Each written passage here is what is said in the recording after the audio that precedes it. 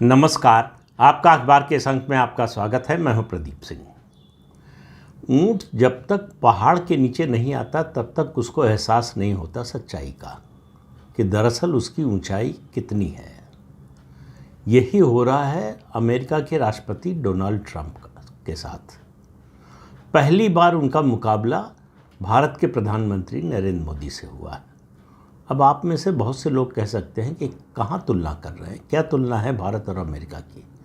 America दुनिया का सबसे शक्तिशाली देश है, सबसे संपन्न देश है, आर्थिक रूप से नंबर 1 है, सैन्य दृष्टि से भी नंबर 1 है और अंतर्राष्ट्रीय प्रभाव की दृष्टि से भी 1 है।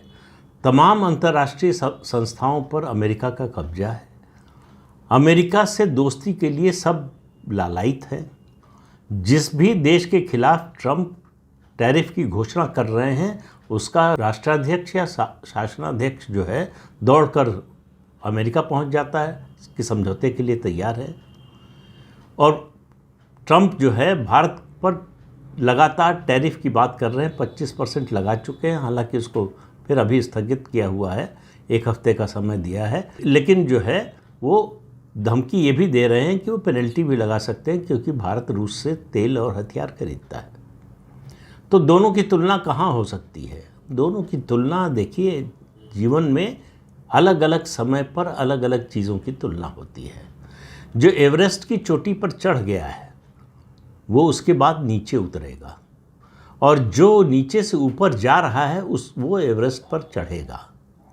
तो ये फ़र्क है डोनाल्ड ट्रंप और प्रधानमंत्री नरेंद्र मोदी में। ट्रंप को अब नीचे आना है और प्रधानमंत्री नरेंद्र मोदी को अब ऊपर जाना है, इसलिए तुलना हो रही है। तुलना का ये मौका पूरी दुनिया को ट्रंप ने उपलब्ध करा दिया। टैरिफ का आतंक उन्होंने दुनिया भर में मचाया है। पूरी दुनिया देख रही है कि भारत के अलावा और ब्राज़ील को भी इसमें शामिल कर ले, सभी देशों ने एक तरह से अमेरिका के सामने सरेंडर कर दिया। रूस से अच्छे संबंध नहीं है, लड़ाई है और संघर्ष चल रहा है रूस यूक्रेन, तो इसलिए रूस की बात नहीं कर रहा। चीन जो दुनिया का दूसरे नंबर का देश है, चाहे आर्थिक दृष्टि से देखें या सैन्य दृष्टि से देखें, उसने भी सरेंडर कर दिया।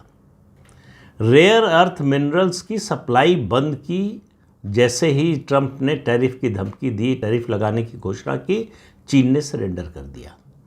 चीन अमेरिका को रेयर अर्थ मिनरल्स के एक्सपोर्ट के लिए तैयार हो गया। बदले में आप देख रहे हैं चीन पर जो है, जो शुरू में हल्ला मचा रहे थे ट्रंप, उस तरह का कोई टैरिफ लगाया नहीं, बल्कि राहत ही दी हुई है अभी तक, और लगातार राहत को बढ़ाते जा रहे हैं। पूरी दुनिया ये देख रहा है कि एक दुनिया में देश है भारत, जिसके प्रधानमंत्री हैं नरेंद्र मोदी, वो झुकने को तैयार नहीं है। ट्रंप की तमाम धमकियों, तमाम तिकड़मों के बावजूद, और पूरा ग्लोबल साउथ के इर्द गिर्द दुनिया का समर्थन जुट रहा है और भारत उसका नेतृत्व करता हुआ भविष्य में दिखाई दे रहा है। अभी भी भारत की स्थिति बहुत अच्छी है। तो सवाल ये है कि ट्रंप की ये हालत क्यों हो रही है और मोदी झुक क्यों नहीं रहे? तो दोनों की जरा घरेलू वास्तविकता को समझिए।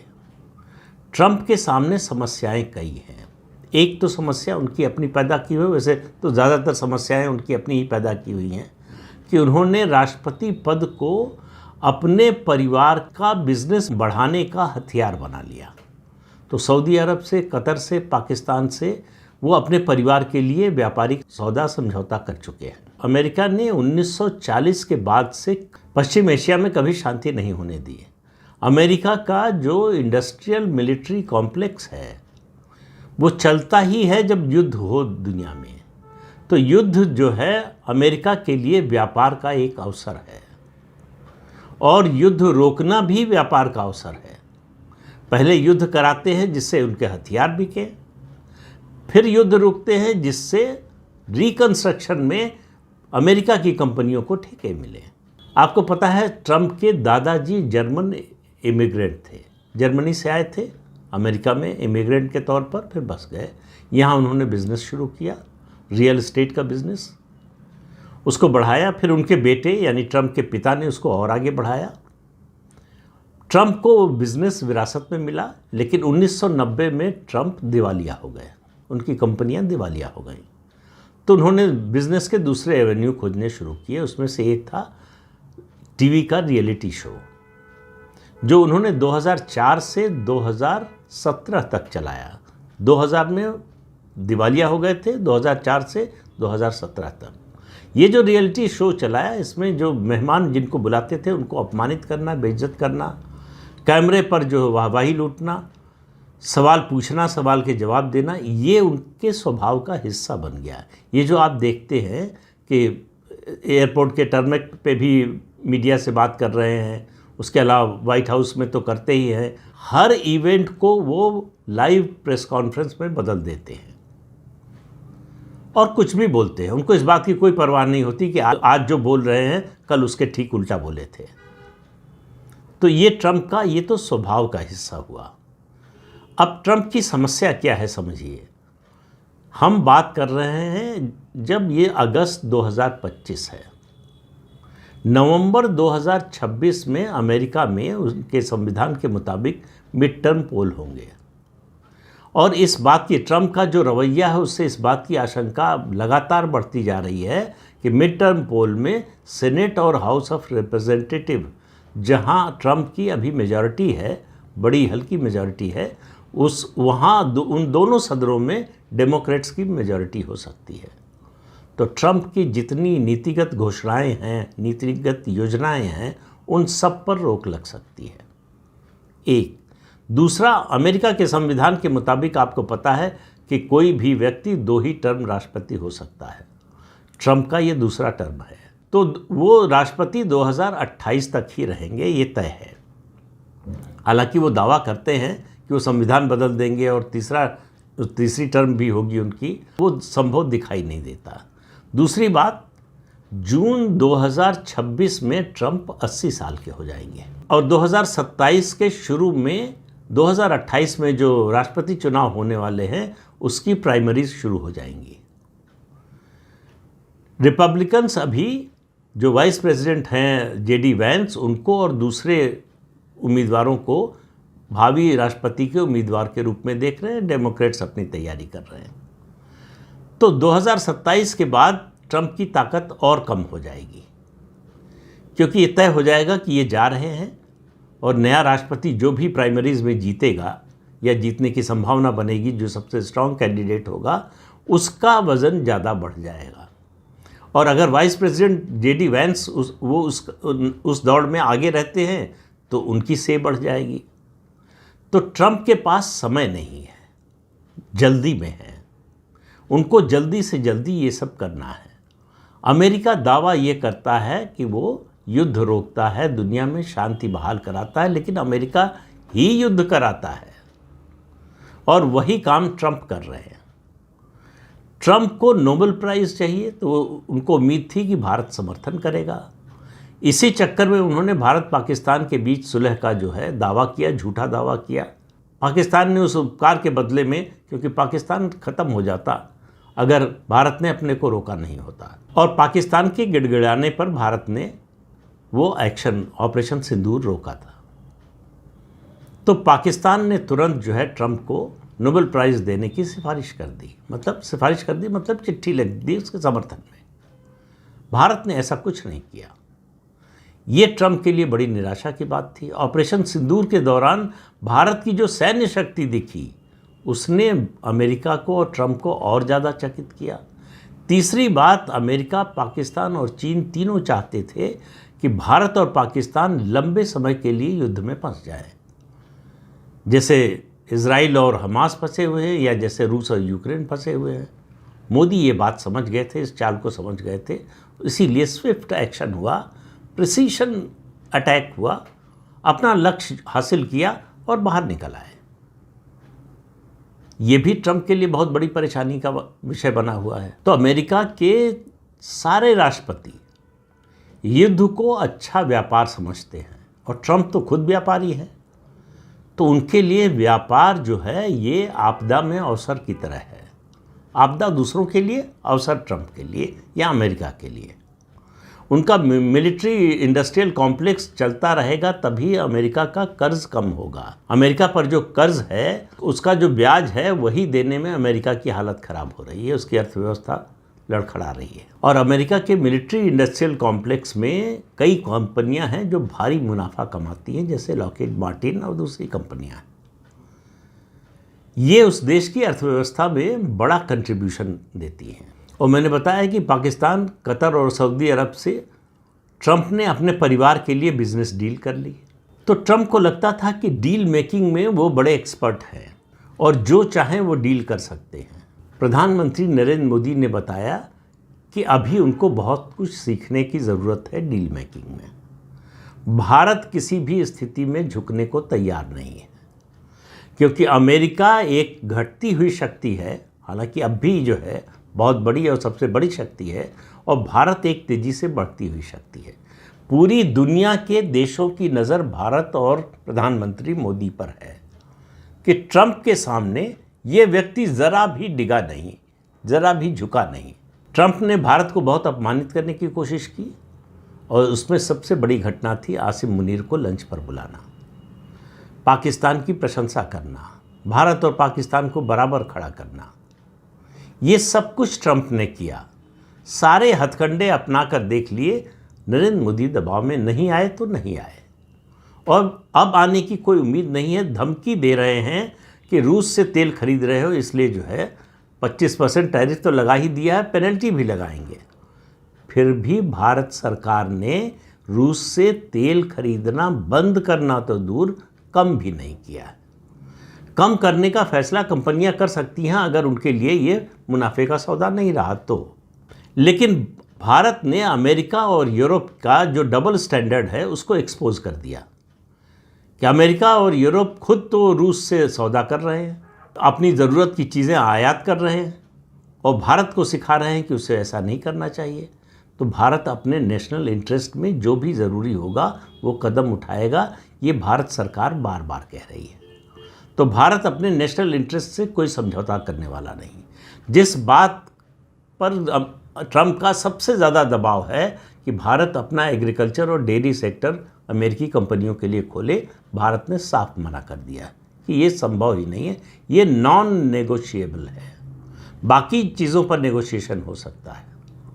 दूसरा, अमेरिका को परेशानी ये भी हो रही है कि भारत का जो डेलीगेशन ट्रेड डील के लिए जाता है, बातचीत के लिए जाता है, वो ज़रा भी जल्दी में नहीं है, जल्दबाजी नहीं कर रहे, उनको कोई डर नहीं लगता है, और वो जो स्टैंड लेते हैं उससे पीछे नहीं हटते हैं। तो अमेरिका के लिए, ख़ास तौर से ट्रंप के लिए, ये बड़े सदमे की बात है। उनको लगता है कि कोई देश, और भारत जैसा देश जिसको वो बहुत छोटा समझते हैं, वो कैसे कर सकता है ऐसे, हमारे सामने कैसे खड़ा हो सकता है। लेकिन ब्राज़ील ने दिखाया कि कैसे खड़ा हो सकता है। ब्राज़ील के राष्ट्रपति से ट्रंप ने कहा था कि अगर डील करना हो तो फ़ोन करना। ब्राज़ील के राष्ट्रपति ने कहा जो करना हो कर लो, फ़ोन नहीं करेंगे तुमको। तो ब्राज़ील पर 40 या 50% टैरिफ लगा दिया। ब्राज़ील ने कहा कि हमको कोई फ़र्क नहीं पड़ता, हम भारत से बात करेंगे, चीन से बात करेंगे, लेकिन अमेरिका से बात नहीं करेंगे। तो पूरी दुनिया की नज़र मोदी पर है। ये एक लीडर है जो ट्रंप की इतनी धमकियों के बावजूद ज़रा भी दबाव में नहीं आया। तो ट्रंप एक तरह से भारत का और प्रधानमंत्री नरेंद्र मोदी का फ़ायदा कर रहे हैं।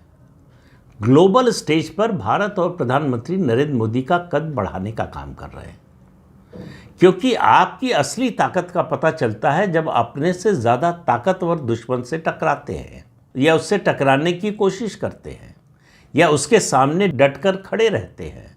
वही भारत कर रहा है। तो अमेरिका के लिए और ट्रंप के लिए, ट्रंप के पास समय नहीं है और प्रधानमंत्री नरेंद्र मोदी के लिए समय की कोई कमी नहीं है। इसलिए कि अगला लोकसभा चुनाव होना है 2029 में, अभी हम 2025 में, लगभग 3.25 साल का समय है। और यहाँ संविधान में ऐसी कोई व्यवस्था नहीं है कि प्रधानमंत्री बनने के लिए आप केवल 2 टर्म, 3 टर्म या 4 टर्म रह सकते हैं। प्रधानमंत्री नरेंद्र मोदी 2029 का भी चुनाव जीतकर फिर से चौथी बार प्रधानमंत्री बनने की उनकी संभावना बहुत ज़्यादा है। कोई दैव दुर्योग से कोई दुर्घटना हो जाए तो बात अलग है, अन्यथा सामान्य परिस्थितियों में अभी जो राजनीतिक परिस्थिति है उसमें 2029 में फिर से बीजेपी की सरकार और नरेंद्र मोदी का प्रधानमंत्री बनना तय है। तो इसलिए उनको कोई जल्दी नहीं है। उनके सामने देश के लिए एक बड़ा और लंबा रोड मैप है। 2047 तक भारत को विकसित भारत बनाना है। मेक इन इंडिया पर उनका सारा जोर है और मेक इन इंडिया की शक्ति क्या है ये ऑपरेशन सिंदूर ने दिखा दिया और ऑपरेशन सिंदूर के जरिए भारत ने पूरी दुनिया को दिखा दिया। इसलिए अभी जब बनारस गए थे प्रधानमंत्री तो उन्होंने फिर वोकल फॉर लोकल का नारा दिया। कहा स्वदेशी चीज़ें खरीदो, स्वदेशी चीज़ों का व्यापार करो, चाहे खरीदना हो चाहे बेचना हो, स्वदेशी पर ही निर्भर रहो। उसी से हमारी ताकत दुनिया में बढ़ सकती है और उसी से बढ़ेगी, उसी से बढ़ रही है। ट्रंप ब्रिक्स के सदस्य देशों पर जितना हमला कर रहे हैं उतना ही ब्रिक्स और उसके सहयोगी मजबूत हो रहे हैं। अब ट्रंप के लिए बड़ी मुसीबत एक और आने वाली है और वो है रिक, जिसका जिक्र मैंने पहले एक वीडियो में किया था। रशिया, इंडिया, चाइना, इनका जो त्रिकोण है, ये संस्था वैसे तो पहले से बनी हुई है।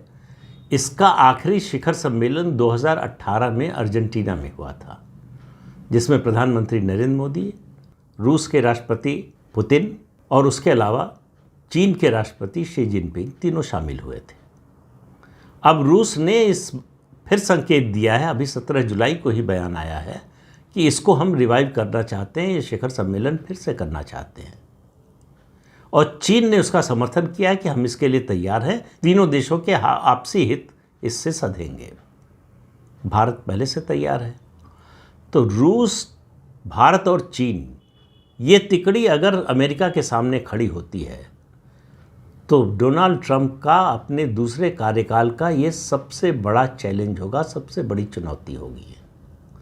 इससे मुकाबला करना उनके लिए मुश्किल होगा। उनका फ्रस्ट्रेशन इसलिए भी बढ़ता जा रहा है कि रूस यूक्रेन युद्ध रोक नहीं पाए और उनको साफ दिखाई दे रहा है कि रूस जीतने जा रहा है ये युद्ध। रूस लगभग 45-50% हिस्से पर यूक्रेन के कब्जा कर चुका है। अमेरिका और पूरा यूरोप मिलकर यूक्रेन की जो हथियारों से, पैसों से मदद की, उसके बावजूद रूस को हरा नहीं पाए। ये अमेरिका और यूरोप दोनों के लिए बड़ी चिंता का विषय है। उस मोर्चे पर भी ट्रंप पूरी तरह से फेल रहे हैं। दूसरी बात यह है कि भारत जो है वो इन टैरिफ से डरने वाला नहीं है। उसकी वजह है भारत का कुल एक्सपोर्ट दुनिया में $425 बिलियन का है, जो उसके जीडीपी का सिर्फ 10% है।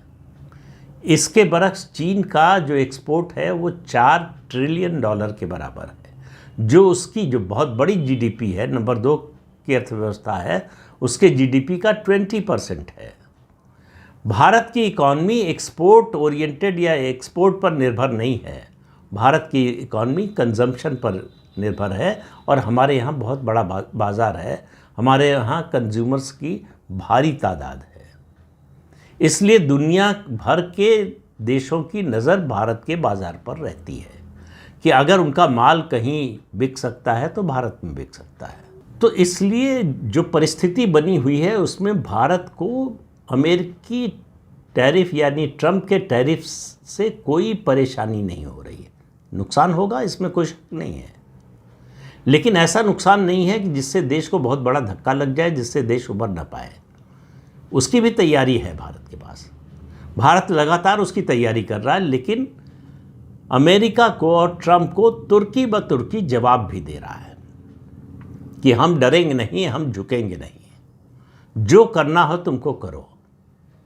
और ये इस बात से ट्रंप और बौखला रहे हैं। उनको उम्मीद थी कि वो जो कर रहे हैं, जो बोल रहे हैं, उससे भारत और प्रधानमंत्री नरेंद्र मोदी बेचैन हो जाएंगे। ऐसा कुछ हुआ नहीं। तो नरेंद्र मोदी बहुत इत्मीनान से हैं, बड़े धैर्य के साथ अपने समय का इंतज़ार कर रहे हैं। वो इस कहावत में विश्वास करते हैं कि 100 सुनार की एक लुहार की। तो वो अपने सही समय का इंतज़ार कर रहे हैं और ट्रंप अपने स्वभाव के अनुसार लगातार बोलते और कुछ न कुछ उटपटांग करते जा रहे हैं। ट्रंप ने पूरी दुनिया में अपने को अविश्वसनीय बना लिया है। अब तो अमेरिका के अंदर से उनका विरोध होने लगा है, और वो दिन दूर नहीं है जब उनकी पार्टी के अंदर से उनका विरोध होने लगेगा। उनकी लोकप्रियता अमेरिका में लगातार घट रही है। तो ट्रंप के लिए मुश्किलें ही मुश्किलें हैं, और प्रधानमंत्री नरेंद्र मोदी के लिए और भारत के लिए अवसर ही अवसर है। बस थोड़ा सा समय का धैर्यपूर्वक इंतज़ार कीजिए। तो इस अंक में इतना ही। अगले अंक में फिर मिलेंगे किसी नए मुद्दे के साथ। तब तक के लिए अनुमति दीजिए। आपसे अनुरोध है कि चैनल देखिए, शेयर कीजिए, लाइक कीजिए और सब्सक्राइब जरूर कीजिए। नमस्कार।